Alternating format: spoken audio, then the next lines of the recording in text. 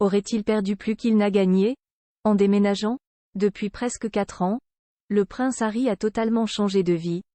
Parti pour Los Angeles avec sa femme Meghan Markle, le fils cadet de Charles III a tout laissé derrière lui pour recommencer une vie à l'abri des paparazzis et des devoirs royaux aux États-Unis. Mais selon certains experts, cela lui aurait en réalité coûté bien plus que ça.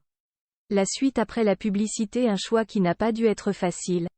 Jeunes parents, il y a 4 ans, de leur petit Archie, le prince Harry et Meghan Markle avaient pris la décision de s'envoler pour l'Amérique afin d'échapper à la pression constante de la famille royale et des paparazzis. Un voyage dont ils ne reviendront plus. Quelques semaines plus tard, le couple avait déclaré quitter la famille royale et s'était installé en Californie, dans un immense manoir de la banlieue chic de Montecito, où ils vivent toujours aujourd'hui. Un choix de vie très commenté et que le prince Harry a toujours décrit comme ayant été une bonne décision. Mais selon certains experts, dont l'auteur royal Phil Dampier, cela aurait en réalité coûté énormément au jeune homme. Et pas seulement financièrement, lui qui doit désormais se passer de l'argent de la couronne. Il n'a pas seulement perdu sa famille, avec qui il s'est brouillé, NDLR, son statut royal et ses titres militaires, il a aussi beaucoup perdu des miss, a-t-il notamment argumenté. Il faut dire qu'à Montecito, la population n'est pas la même que dans les quartiers branchés de Londres où le petit frère du prince William avait ses habitudes. J'ai l'impression qu'il n'a pas retrouvé ce cercle des miss avec qui sortir boire un verre à Montecito, où les habitants sont plus vieux.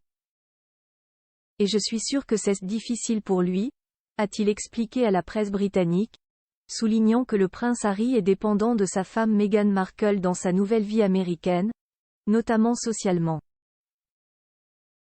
Plus relax tout seul, un point de vue qui se défend, surtout que l'on voit de plus en plus le jeune homme sortir avec sa femme et parfois même sa belle-mère, Doria Ragland, et qui pourrait être la cause des tensions ressenties dans leur couple cet été.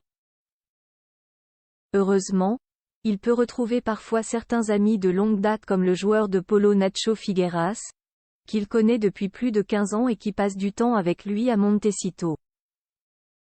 L'an dernier, alors que le couple était revenu à Londres pour la première fois avec leurs enfants, ils avaient également retrouvé Charlie et Tom Van Strausenby, 2 frères très amis des princes William et Harry, respectivement parrains du petit Archie et de Charlotte de Galles, pour l'anniversaire de leur fille Lilibet.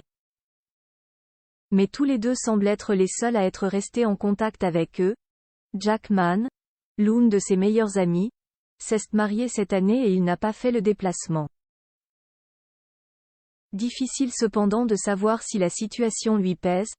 Très discret, il ne parle jamais de cette partie de sa vie en public. Mais plusieurs observateurs ont remarqué son air détendu lorsqu'il est allé, seul, assister à un Grand Prix automobile ou au début de ses Invictus Games, à Düsseldorf. La suite après la publicité.